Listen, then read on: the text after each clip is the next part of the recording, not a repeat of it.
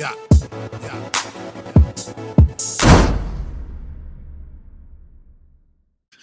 Hey, yo, what's good, you guys? It's Boomer, and you're watching Bali Star, and today we're getting into this is Patrick CC with Disney is perfectly happy with their catastrophic downfall. You feel me? So, I mean, you know what I'm saying? A lot of Disney movies nowadays. I mean, now, aside the one I just recently watched, the last one I watched from that was The Lion King.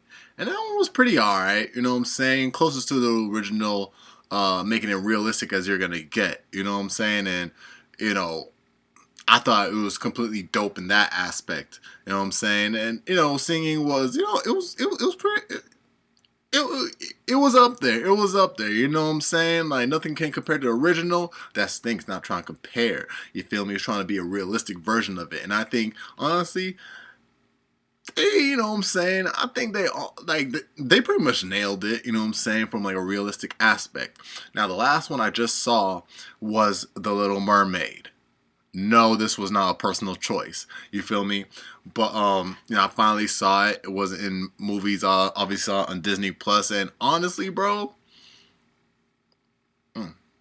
mustache was a little f there, but it's all right. It's all right. You know what I'm saying? It still turned out to be a good movie. Now, I grew up, you know what I'm saying, with my sister. She used to watch the realistic version of Cinderella every day. And this was the one starring Brandy. You know what I'm saying? Cinderella starring Brandy. So honestly, it wasn't that much of a culture shock to me seeing Disney princesses of different races. You know what I'm saying? I'm just saying, like, you know, if it could still uphold to the story, and it did. Little Mermaid was good. So it was like, honestly, people are just mad really just because of the change of character. That's it. But it's like, even though I tried to look at it like that, I couldn't because it's like, bro, this was basically like the movie. I mean, besides one added singing part because, you know, this chick I was with, you know what I'm saying? She said, "Oh, this wasn't in the original." So I was like, "What? Wait, hold on. Let me hear this then." Like, it was the prince singing. No homo, but I was like, "Yo." I mean, I'm not a big fan of Little Mermaid, but I know that movie. I think I've seen it enough, like when I was little in the YMCA or some shit, enough times to know, like, yo, okay, that singing part was in the movie, that singing part was in the original movie, that singing part was in the original movie. You know what I'm saying? Especially Under the Sea, all of that. By the way, the Jamaican crab, yeah, yeah, you feel me? Um, but yeah, no, when they added like an extra singing part for the prince, I was like, I mean, I feel like they could have gotten a guy to kind of sing it better, but that's just a personal choice. You know what I'm saying? Personally, you feel me? But other than that, man, it was cool. It was pretty cool. You know what I'm saying? It's like, you know, in the Cinderella movie with Brandy, like, even they had a diverse casted as like parents, and it's like, dude, there's no way I could see you having this type of child. You know what I'm saying? But you know, but people just gotta get used to it. You know what I'm saying? But to make it in an aspect of woke though, like, you know, again, I saw the Snow White, you know what I'm saying, the actress that played, or I think it was gonna play Snow White in the upcoming movie Asterisk. Um, and it's like, you know, she was speaking all this stuff. It was like, what? You know what I'm saying? Like, what are you talking about, bro? And see, like that type of stuff is just like, you know, makes it too much for me. But it's like, dog, if you just switch up the characters, nah, that ain't enough. You know what I'm saying? Like, you know, like you ain't differentiating my viewpoint, my standpoint. You know what I'm saying? It's like, no, I'll still see it the same way as the cartoon movie. You know what I'm saying? If everything's like, you know, spot on. You know what I'm saying? Um, but yeah, if it gets more than that, then you know what I'm saying in terms of like dialogue, you know, script wise, you know what I'm saying, what they're gonna be saying, and it's like, you know, when you mess with that, then you lost me. You feel me? Um, but yeah, you know, that's just my take on it. But yeah, Let's see what Patrick CC has to say about this, man. Make sure to leave a like, support the video if you enjoy it, subscribe if you're new, so that we join up with all star gang up in this thing, and let's get straight on into it, man. Let's go. Disney is no longer the magical, wonder-filled universe that it was when we were growing up. Not only have they been making uninspiring, lackluster new films, but they have been going back and changing old stories, altering the narratives of iconic creations. To make things even worse, they buy out competitive film studios who are actually making cinematic masterpieces and drag them into the mud. But the people have had enough with Disney's boring and bleak vision for the future. They are losing hundreds of millions of dollars, bombing at the box office with record low sales, stock prices dropping to the lowest in decades, and while you think this may be an indication they need to change, it is only going to get worse. The real reason Disney is refusing to pay attention to their imminent doom is much deeper and darker than you could ever imagine. You are not just blinded by nostalgia. Disney was actually at its peak from 1989 to 1999. This was known as the Disney Renaissance, where some of their best movies were created. The Little Mermaid, Beauty and the Beast, Aladdin, The Lion King, Pocahontas, Hercules, Mulan, Tarzan.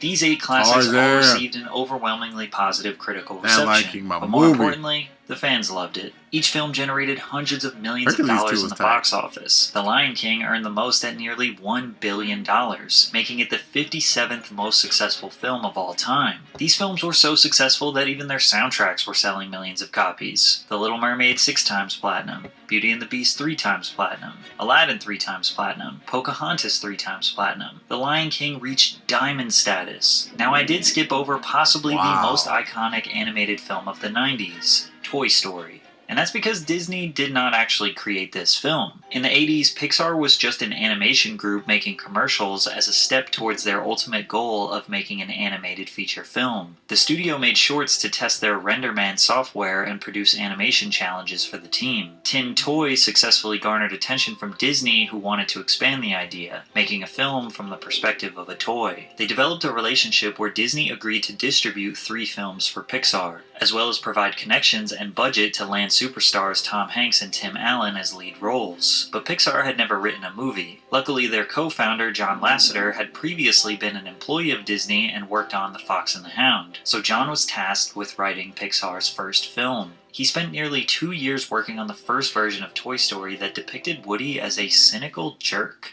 Who said your job was to think, Spring Wiener? Well, I just thought that use this vast reserve of brain power to consider this for a moment. If it wasn't for me, Andy wouldn't pay any attention to you at all. In fact, my sketchy friend, you would have been hauled away to Goodwill a long time ago, so shut your mouth and get them off the bed. When Pixar pitched this, Disney executives hated it. They thought the characters were mean-spirited and would send the wrong message to children, so they shut down production of the film. John was embarrassed and begged for another chance. Disney gave him 2 weeks to develop another version. The second iteration of the film depicted a perspective of toys who desperately want to be played. That's crazy. That's how it originally started out, bro. Like, what?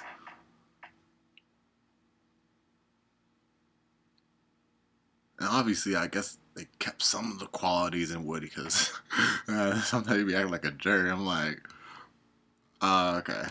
With because they love and care about their owners deeply. Disney greenlit the film, and luckily it paid off. In 1995, Toy Story released and earned $373 million worldwide, becoming the second highest grossing film of 1995, the first ever full-length computer-generated film, and a classic that shaped the childhoods of millions. Pixar and Disney followed that up with A Bug's Life and Toy Story 2, adding to the catalog of amazing films. But it wasn't just these animated films that made Disney so iconic during the Renaissance. You also had The Mighty Ducks, Cool Runnings, Angels in the Outfield, The Jungle Book, Hocus Pocus, The Parent Trap, Heavyweights. Yeah, let me know some of your favorites. It's also important to understand that during the 90s, Disney also owned 2 major production studios, Touchstone and Hollywood Pictures. Touchstone produced Armageddon, Pretty Woman, Dead Poets Society, Sister Act, while Hollywood Pictures produced Tombstone, The Sixth Sense, and a bunch of others I don't personally recognize. In short, Disney absolutely dominated the 90s. They created iconic moments of magic that taught us valuable life lessons. They taught us right and wrong, never pretend to be be something you are not, listen to your parents, love and cherish your family. Lessons that would make us well-rounded human beings. However, they did get their fair share of criticism back then as well. The Hunchback of Notre Dame explores themes such as lust, obsession, and religious hypocrisy, which are more mature and intense than typical Disney fare. The character of Esmeralda was critiqued I swear, for this was the one I did not understand the most. All I know is that she was fine. sexualized design, objectifying and misrepresenting her character. The 1989 VHS cover of The Little Mermaid was banned and later changed when people noticed it contained phallic imagery. But these days, many people think we should have been changed when people noticed it contained phallic imagery. But these days, many people think we should later changed when people noticed it contained phallic imagery. But these days, many people think we should have been harsher on Disney films in the 90s, which has caused people to go back in the past and become critical of what they thought were great films. And before we absolutely dismantle your favorite childhood films, Aladdin as a whole was criticized for perpetuating negative stereotypes and presenting a distorted and one-dimensional view of the Arab world. They also thought that the casting of white actor Robin Williams to voice the genie, who is a mystical being living in a lamp, was considered whitewashing since the character had cultural connotations associated with Oh the my Middle god, they're just.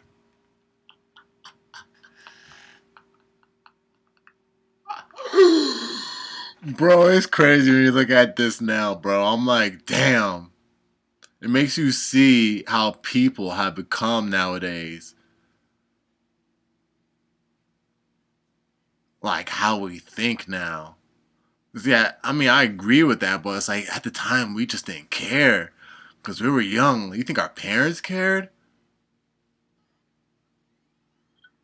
And now that like we've all grown up, it's like we're looking at this in like this type of way because shit with technology nowadays and really seeing the world, just like having basic knowledge of cultures in every racial aspect is like we go back and look at this and be like, okay, no, we know how Middle Eastern ish is, and it's like, but they put a white actor for him, so that's like whitewashing, and it's like, I mean, I just think it's crazy, man, how we like how this much access of information has been given to us to like depict stuff like this too, like. And I'm saying this because like I don't even, or maybe some of like maybe most of our parents noticed this, but they just didn't care. Maybe they didn't even notice it either. Again, because they have as much access to information as we do today. They have just the same time to get this amount of access to information as we did, like growing up. They got the same time as us. So now they're seeing it this way as well. And I just think it's crazy how a lot of access to and all this information everywhere makes us look at stuff like this now. I just think that's interesting. East. Disney also went back and changed controversial lyrics in the song Arabian Nights. A joke from the bloopers reel in Toy Story 2 raised so much controversy in 2019 that Disney decided to remove it. I'm sure I could get you a part in Toy Story 3. I'm sorry, are we back? Oh, all right, girls. Lovely talking with you. Considering the sexual misconduct allegations against Disney executives, this joke didn't age well. Pocahontas was accused of appropriating and commodifying Native American culture for profit, without showing proper respect or understanding of the cultures and traditions they were depicting, while also being too historically inaccurate. They also depicted a relationship that falsely represented how natives felt about European settlers. Their song Savages is a war song in the film with some questionable lyrics. Their whole disgusting race is like a curse. Their skin's a hellish red. They're only good when dead. They're different from us, which means they must be evil. People were angry that they made such an abhorrent song into a catchy tune. However, defenders simply say that this is an accurate way to depict how horrifying and absurd their mindset was. Disney did go back and change some of the lyrics, from their whole disgusting race is like a curse to here's what you get when the races are diverse. However, there is no argument that the Renaissance era was Disney's peak, and the only reason they survived throughout the 2000s was because of their ability to buy the companies that were actually making great art. The 2000s is often described as Disney's experimental era. because the company started trying different ventures to keep their billions flowing in. The Disney Channel was their venture into daytime television and was the last original creation before they kinda gave up. Even Stevens and Lizzie McGuire were their first big successes in the live-action sector, which led to huge hits like That's So Raven, Sweet Life of Zack and Cody, Hannah Montana, and Wizards of Waverly Place. These shows rooted our problems as tweens into reality. They depicted fun adventures while also I started growing out of all this Life. During like when this show came out. You know what I'm saying? Like when this show came out, I was like, I think I'm done watching Disney. But before successes in the live-action sector, which led to huge hits. Wait, what was that? Vision and was the last original creation before they kind of gave up. Even Stevens and Lizzie McGuire were their first big successes in the live-action sector, which led to huge hits like That's So Raven, Sweet Life of Zack and Cody. It annoyingly became my shit. You know what I'm saying? I was like, bro, this show actually goes hard. It's funny as fuck. You feel me? But yeah, no, I stopped watching Disney. I wouldn't like around when the show came out. I was like, Hannah Montana and Wizards of Waverly Place. These shows rooted our problems as tweens into reality. They depicted fun adventures while also tackling real problems like how to talk to your first crush, how to combat bullies, going through puberty, among other growing pains. Every single one of their successful TV shows were turned into movies, which speaks to their experimental nature. But they also produced original TV movies like Smart House, Cadet Kelly, the Halloween Town series, I forgot that. Original TV movies like Smart House. I saw that Cadet one Kelly, time. Halloween Town. Yeah. The Halloween Town series, and of course, High School Musical. For the people that didn't grow up during this Halloween I was so scared of the villain in that movie, bro. Back then, I did not like his eyes, bro. Oh my goodness. Oh, the memories, the nightmares, it's all coming back. Series and of course, High School Musical. For the people that didn't grow up during this era, it's hard to describe how much the Disney Channel impacted children. Kids in the 50s through the 70s pretty much only watched cartoons on Saturday mornings. 80s and 90s kids watched before school and after school, but had less variety and autonomy over what they were watching. Early 2000s kids grew up with multiple TVs in the house. If parents wanted to control the television, they likely had a playroom TV or bedroom TV where they could watch whatever they want. They had DVRs, so I remember at that time I was so happy to have a bedroom TV in my room, bro. How old was I? Like 7 or 8, man. Like I would have no TV in my room. I would always have to go downstairs to watch TV or go to my parents' room and watch TV or what else? I think those are the only 2 places. So the first, I think I was 7 or 8, man, I finally got a TV put in my room, bro. Oh, they had to drag me out of my room. Playing video games up on, they had to drag me. I'm talking about like, I'm pouty at the fucking dinner table. I don't want to eat this shit. I just want to play my fucking Game Boy, nigga. Like, bro. Yeah, nah, I got a lot of whippings because of that shit. I'm like... Oh, and my mom, bro. She would always.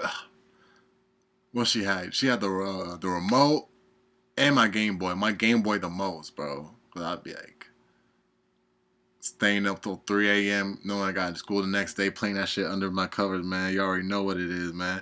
So yeah, she. I swear, bro, she hid this one Game Boy from me, and I never found it till this day. I never found it. I'm like, how is my mom so good at hiding shit? It's like she'll hide shit and I'll start to find shit and then she'll just hide it in places unknown. Like she'll just fucking be Obito from Naruto and just send it to another dimension, bro. I'm like, where the fuck did you put my Game Boy? Until this day, I cannot find that bitch.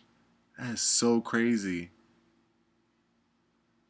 I think like, sometimes, and you can skip ahead, you know what I'm saying, if you get tired of me rambling, telling these stories. It was like, but I can't even recall that one time that when they moved, like my dad ever found it, be like, hey son, look what look what I found. This is from like freaking 8-9 years ago. I'm like, the heck? You know what I'm saying? I never even got that once. Saying, hey, look, I found your Game Boy. Like, pfft. She hit it that good to this day. It was never even presented back to me. That is crazy. But Good times. Good fucking times. Software, endless amounts of reruns, and even multiple channels that aired the same shows. Disney Channel shows were averaging anywhere from 4 to 10 million viewers on the premieres alone. Hannah Montana and the Cheetah Girls became international superstars, doing stadium tours with 10,000 plus people singing songs that were based on a Disney Channel TV show. And while their live-action TV thrived, their animated TV shows were much weaker than competitors Nickelodeon and Cartoon Network. But they still had some solid new additions with The Proud Family, Kim Possible, and Phineas and Ferb. All of those also got their own TV movies. But if it wasn't for Pixar, Disney's animated film presence would have tanked. They started the 2000s with The Emperor's New Groove, which fans... Not only did I love it, I watched it every fucking day. Not by personal choice, bro. This is around the time I went to the YMCA a lot after like school, man. It was like 4th, 5th grade. I always went to the YMCA. Because, you know, when your parents work late and all that, sometimes I'll be last to leave. That shit is... But yeah, no, we watched this every day, bro. They always put it on every day like it was the only video cassette they had. They play this every day, so I will know the movie front to back, word for word, on singing parts, bro. Threw off my groove. I'm sorry, but you threw off the Emperor's New Groove. Sorry. Loved, but it failed to meet the financial success of the Renaissance-era films, only profiting about $70 million, which isn't enough for Disney. From here, hand-drawn animation was being considered obsolete, and Disney had not been working on computer-generated animation. To make things worse, there was new competition on the horizon. DreamWorks. Disney created a competitor to Pixar and DreamWorks called Secret Lab, but the films they produced failed to meet expectations. Dinosaur was their 2000 film that featured CGI prehistoric creatures. The movie was just alright, not impressive enough for their CGI debut. It secured over $300 million in the box office, but they expected more. Secret Lab closed down after one failure. Pixar exploded again with Monsters, Inc., and DreamWorks came out of the gates hot with Chicken Run and Shrek. Shrek 2 secured $900 million in the box office. I forgot about Chicken Run. Failure. Pixar exploded again with Monsters, Inc., and DreamWorks came out of the gates hot with Chicken Run and Shrek. Shrek 2 secured $900 million in the box office. Disney was trembling. The Lilo and Stitch movie was the last original bona fide hit Disney had since the 90s, grossing $273 million, but it still didn't even come close to Pixar. Finding Nemo grossed nearly $1 billion worldwide. The Incredibles $600 million. Monsters, Inc. $500 million. But it wasn't even just the money. Disney's animation was outdated, and their storylines were almost exactly the same from 1989 now into the 2000s. They knew they could not compete with the creativity of Pixar or DreamWorks, so CEO Bob Iger decided to acquire Pixar in 2006 for $7.4 billion.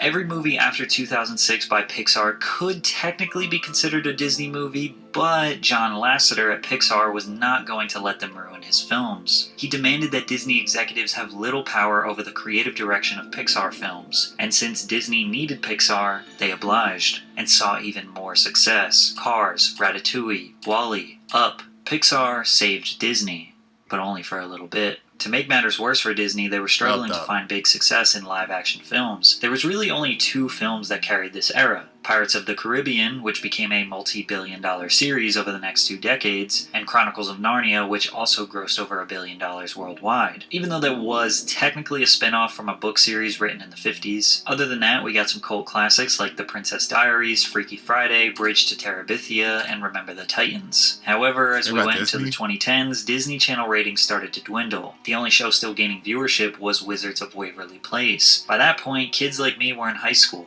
and moving on from Disney. It seemed like every sector of their business was facing imminent disaster as we passed 2010. Their TV cartoons weren't as good as Nickelodeon or Cartoon Network. Their animated films weren't as good as Pixar and DreamWorks. Their live-action it seemed a lot more innocent, you know, childish, you know. They say once you become a man, you put away childish things, and, you know, once you know what I'm saying, start to see Disney that way, it's like...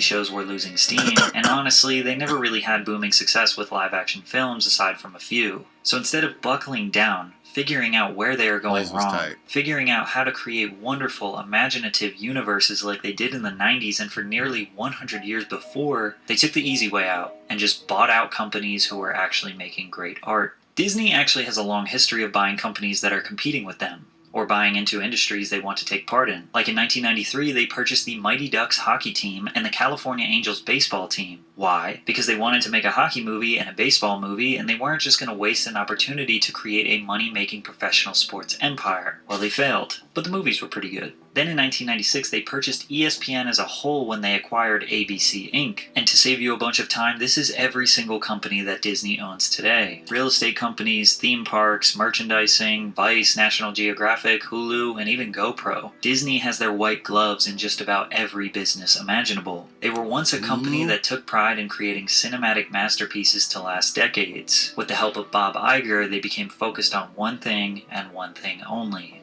profit. And in the start of the 2010s, they did pretty dang good after they purchased Marvel Entertainment for $4.4 billion. Many people thought Disney acquiring Marvel would remove some of the edge these Marvel characters had. Just like John Lasseter made sure Disney didn't ruin Pixar, Marvel's president Kevin Feige was going to continue to control the creative direction for future films. Kevin produced most of the iconic Marvel movies in the early 2000s. Spider-Man 1, 2, and 3, Iron Man, The Incredible Hulk, Fantastic Four. Marvel was on fire, and Disney's newfound ownership would surprisingly make things better in the beginning. Feige had a vision for the Marvel Cinematic Universe that no one had attempted before on the big screen. His plan was to make an interconnected universe of films all building to one finale. Iron Man 2, Thor, Captain America. They came out of the gates hot. The Avengers securing $1.5 billion worldwide, which made it the third highest grossing film of all time in 2012. Iron Man 3, Thor the Dark World, The Winter Soldier, Guardians of the Galaxy, Ant-Man. Marvel was releasing 2 huge feature films per year, and each time it was a cultural event. All the way up through 2019, they were breaking records left and right. Deadpool, Thor Ragnarok, Deadpool 2, Venom, all were massive. Then Black Panther, becoming the highest grossing film directed by a black filmmaker, grossing over $1.3 billion. The film celebrated black culture in a groundbreaking way, offering a vision of Africa through the fictional nation of Wakanda that was rich, advanced, and uncolonized. The film showcased a specific, beautiful black aesthetic, from Afrocentric natural hair to carefully designed costumes drawing from various African references. This attention to detail reflected the diversity of black culture and identity. But the 2 movies that wrapped up Marvel's decade-long dominance are Avengers Infinity War and Avengers Endgame. Infinity War grossed $2 billion at the box office, making it the highest-grossing superhero film of all time, only to be beaten by Endgame the next year, $2.7 billion worldwide. Many people believe these 2 movies are in the top 10 best superhero films of all time. Oh yeah, And they also believe them they to are be the 1 end and of 2. Marvel's dominance. After all, it Of all was Kevin time. Feige's vision to build all these stories throughout the years until they came together in Endgame. Pixar Endgame, continued to steamroll ahead in the 2010s. Toy Story 3 became the highest. I'll tell you now, I'm not afraid to tell you, but it makes me cry when you saw all those people came out, you know, the loopholes and stuff. You know, how like Doctor Strange is like, you know, dimension holes, and you know they're all just coming out, and they got the Americans like Avengers, us. I was like, yeah. Well, I swear, you remember, man, you first saw that shit there, you're jumping out your seat, bro, you're jumping to the row below you in the movie theater, bro, you're like, yeah. Jumping like it's fucking a long jump or some shit, bro. Like, you know, people were hugging and, you know what I'm saying? Like, yo, I was like, bro, this is crazy. This is a crazy time we're living in right now, bro. It's so dope to have something put together like that. And just for it to go like that, and the real fans know what's up, man. Grossing animated film of all time. Brave, which was a news story that became a massive hit, earning $500 million in the box office. Monsters University grossed over $700 million. Then Inside Out was even bigger at $850 million. Finding Dory was another billion-dollar box office success. If you look at Pixar's catalog from 1995 to 2017, they had 1 flop, one of the most impressive runs in history. Disney was in total domination at the start of the 2010s. Yeah, they were being carried by their acquisitions, but they made a short comeback from their own animation studio. What Wreck-It the Ralph hell? in 2012 was a very Pixar-inspired film about the lives of video game characters inside the arcade machines. Earning a solid $500 million at the box office got the momentum building for what was about to come. Frozen, the highest-grossing animated film of all time, beating out Toy Story 3, $1.28 billion. But the success of Frozen was more than just money. Disney was able to recreate the magic and cultural dominance they had in the 90s, an original princess movie with addicting musical performances, valuable life lessons for kids like learning to be brave, take risks, communicate your conflicts, and always love your friends and family.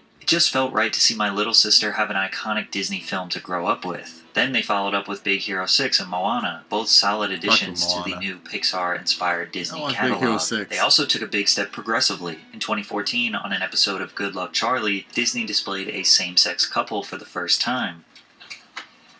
Taylor has two moms. Something that would become a key part of all of their films years later. Their live-action films Cinderella and The Jungle Book were also huge hits. Beauty and the Beast earned over $1 They did billion. Cinderella again? By the mid-2010s, everything was booming again. Like again, Disney again? just could not miss. In 2012, they purchased Lucasfilm, the creators of Star Wars, for $4 billion.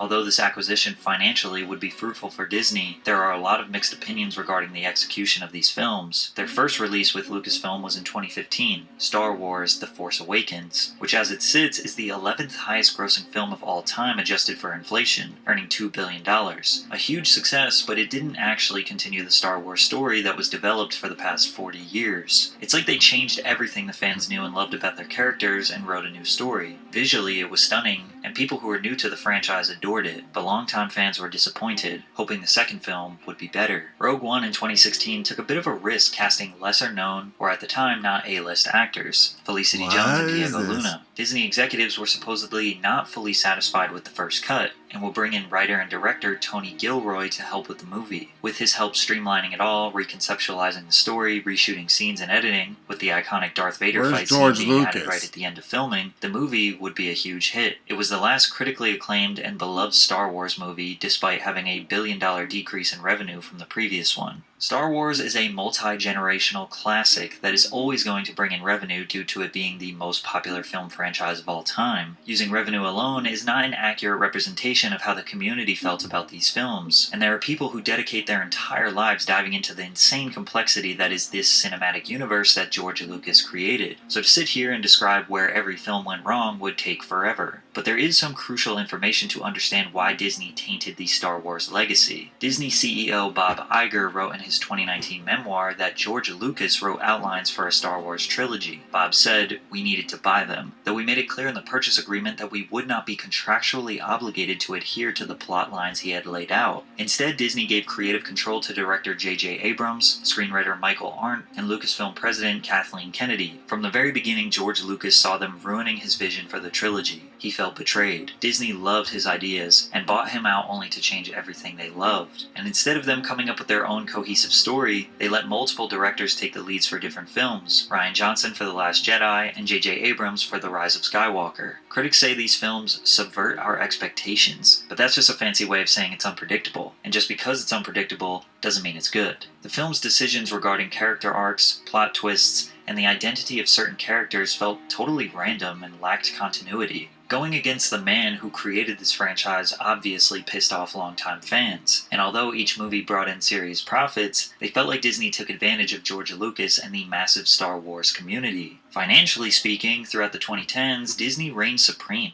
with almost no dents in their armor, but the only way to go from here was down, starting with Pixar, the studio that saved them 20 years earlier. John Lasseter, Pixar and Walt Disney Animation Studios' chief creative officer, took a leave of absence in 2017 after revelations last year that he sexually harassed multiple employees during his tenure. At Pixar, John was known for grabbing, kissing, making comments about physical attributes. John responded with, "I've recently had a number of difficult conversations that have been very painful for me. It's never easy to face your missteps, but it's the only way to learn from them." Lasseter made himself the victim, hoping to gain sympathy of those who oppose this sudden Me Too movement. Disney didn't fire him until he finished the projects that he was working on. He stayed there for another year to finish Incredibles 2 and Toy Story 4. Both were massive commercial and critical successes. Although John was exposed for being a relentless creep, deserving of his termination, there is no doubt that he was the creative genius at Pixar. After he left, Pixar died. Onward was a box office flop and received controversy for this clip. It's not easy being a new parent. My girlfriend's daughter got me pulling my hair out, okay? The officer mentions her girlfriend's daughter, obviously stating that she is a lesbian. Most people didn't even notice this quick line. In fact, the LGBTQ community was pretty happy about it. However, this short scene got the film banned in multiple Middle Eastern countries. From there, Soul was a flop. Luca was a flop. Turning Red managed to barely make a profit, but when you consider Soul was a flop, Luca was a flop. Turning Red. Was it because of those movies, or was it because of what Onward did? It's like, okay, is that if this is the direction Disney's gonna go in now, we're just gonna cut all movies from this movie on. Managed to barely make a profit, but when you consider marketing expenses, it's still a flop. Pixar was spending $100 to $200 million per film to make these detailed, beautiful universes, but lacked any decent storytelling to keep you engaged. Lightyear was the unforeseen spin-off of Toy Story's Buzz Lightyear. And in this one, Pixar took their inclusion to new heights when they displayed a same-sex couple kissing. Conservatives claimed Lightyear was an attempt by Disney to indoctrinate children and shape their beliefs. Social media saw a firestorm of different opinions online, and the movie failed in the box office. But not just because of controversy. It's because they depicted Buzz as more of a human than the toy we all know and love. It was voiced by not Tim Allen, and it's an origin story that nobody really needed in the first place. It's hard to say what exactly went wrong at Pixar in the past few years. It can't simply be Lasseter's exit because he was hired by Skydance Animations and their first movie, Luck, was a commercial and critical failure. Pixar has never had so many failures commercially and critically in their entire history. They are on life support and don't know how to save themselves. The next sector of Disney's business to go was their own animation studio. Instead of taking risks on new storylines, they continued pushing what was working. Ralph Breaks the Internet was a solid sequel that was loved by fans and critics, also turned a decent profit. Frozen 2 was bound to be a smash hit and ended up being bigger than they probably imagined, $1.4 billion in the box office, the second highest grossing animated film of all time. Hopefully this was enough profit to handle all the loss they were about. Second highest grossing Super Mario Bros. 3? Animated film of all time. Hopefully this was enough profit to handle all the loss they were about to take in the 2020s. Raya and the Last Dragon. Flop. Encanto had an okay box office performance, but got more popular once it was added to the Disney Plus streaming service. Strange World was a massive box office failure, and had yet another LGBTQ controversy. The main character, Ethan Clade, is an openly gay teenager whose crush is the male character, Diazo. This is the first Disney film with an openly gay lead character. Teachers in Florida were being investigated for showing this film to their students. Opposers think that Disney Animations is failing because they choose not to write an interesting and meaningful storyline, but rather focus on pushing an agenda to children. However, the LGBTQ community feels like they are finally getting deserved representation in films. But Disney made their stance towards the LGBTQ community very clear in March of 2022, when Florida legislator passed HB 1557, otherwise known as the Don't Say Gay Bill. This bill prohibits instruction on sexual orientation or gender identity in grades kindergarten through 3rd grade. The bill is framed around the fundamental rights of parents to make decisions regarding the upbringing and control of their children. Since Disney World is located in Florida, they were pressured to take a stance. They issued a statement. Florida's HB 1557 should have never been passed and should never have been signed into law. Our goal as a company is for this law to be repealed by the legislature or struck down in the courts, and we remain committed to supporting the national and state organizations working to achieve that. Disney did not attempt to block this law while it was in process, and as far as we know, have not made any progress towards getting it changed. Walt Disney Studios was able to offset some of the losses from their 2 animation studios failing with live-action remakes of classics.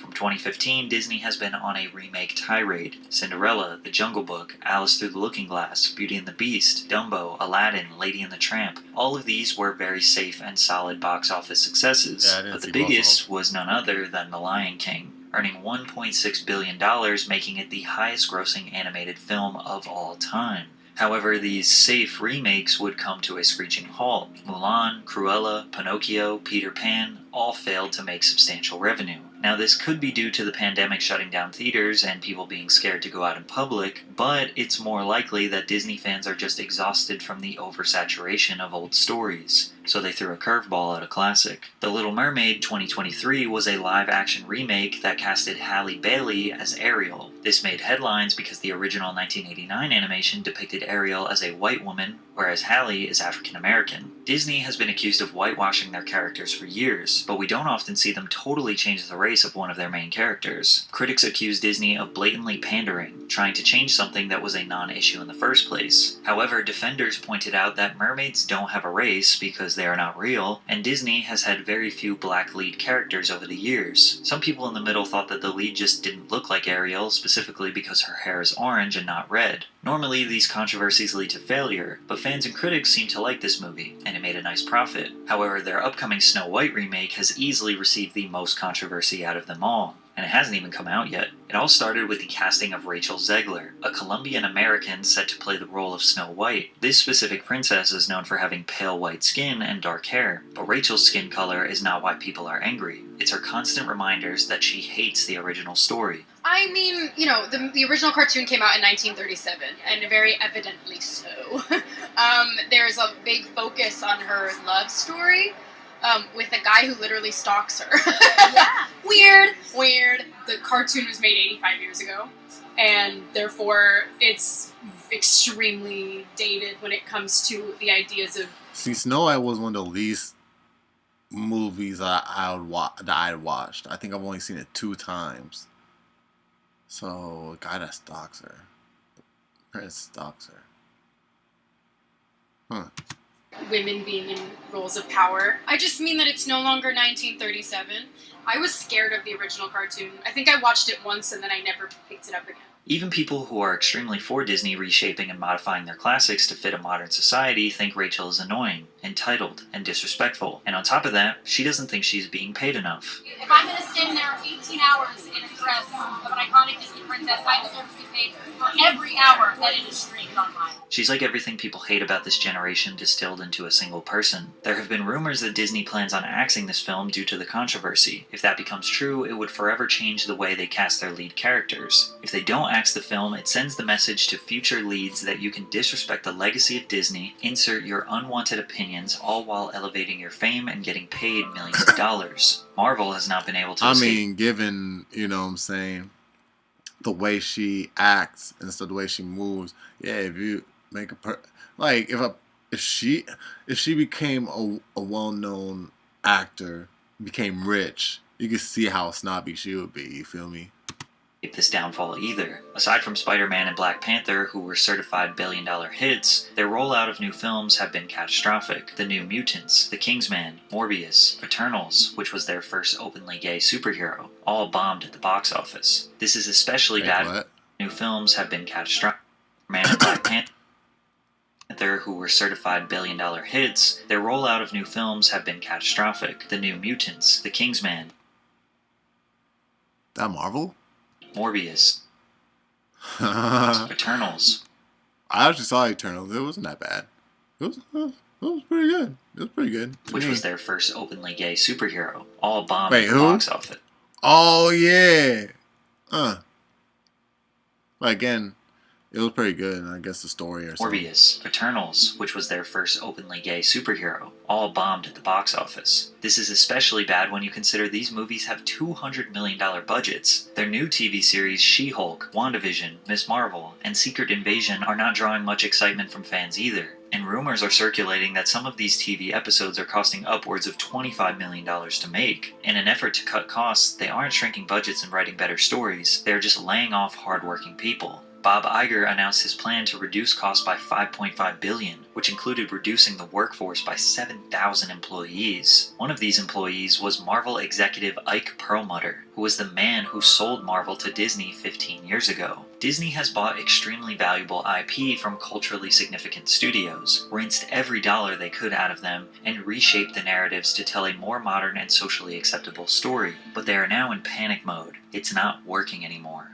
They have lost $900 million in their last 8 releases, and just a week ago their stock price hit a 9-year low when it fell below $84 in 2023. So if going woke is clearly pissing off fans and dragging their financials into the mud, why are they doing it? Is it because they genuinely care about inclusion and making people of all kinds feel comfortable and happy? Well, when you learn about the Corporate Equality Index, you might think differently as to why companies are all of a sudden being so forward with their political ideologies. For the 16th year in a row, Disney received a score of 100 on the Human Rights Campaign Foundation's Corporate Equality Index. The CEI score is administered by the Human Rights Campaign, the largest LGBTQ political lobbying organization in the US. This score is given to companies that meet certain criteria such as workforce protections, inclusive benefits, supporting an inclusive culture, and the big one being corporate social responsibility. CSR is the one we will notice the most because of the rules that must be followed to earn a full score in this area. Marketing or advertising in LGBTQ consumers, advertising with LGBTQ plus content, advertising in LGBTQ media or sponsoring LGBTQ organizations and events, and demonstrated public support for LGBTQ plus equality under the law through local, state, and federal legislation or initiatives. Companies are rewarded with essentially a social and federal legislation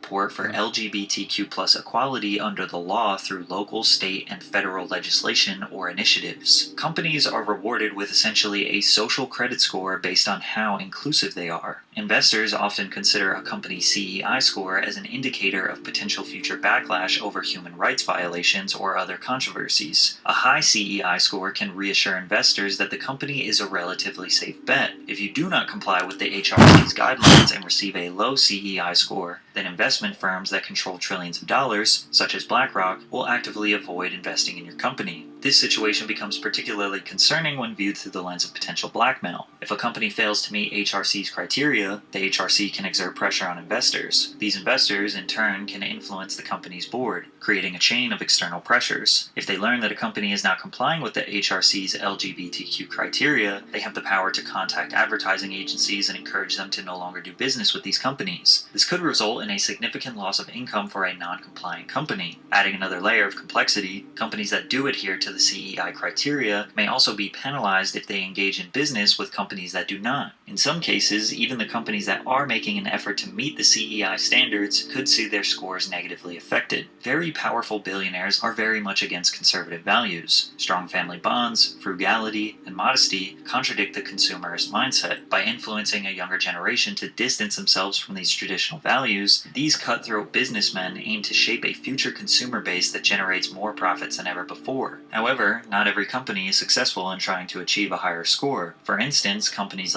because, like I said in my last video, like, it was a Trey Rags video. He said something like about the record one when Trey Rags, you know what I'm saying, when he makes when a most famous rapper makes a new song and the label hears it. I think that's what the title of the video is called. Go watch that. Because I said something that I was like, yo, that makes me look at this and go, wow, bro.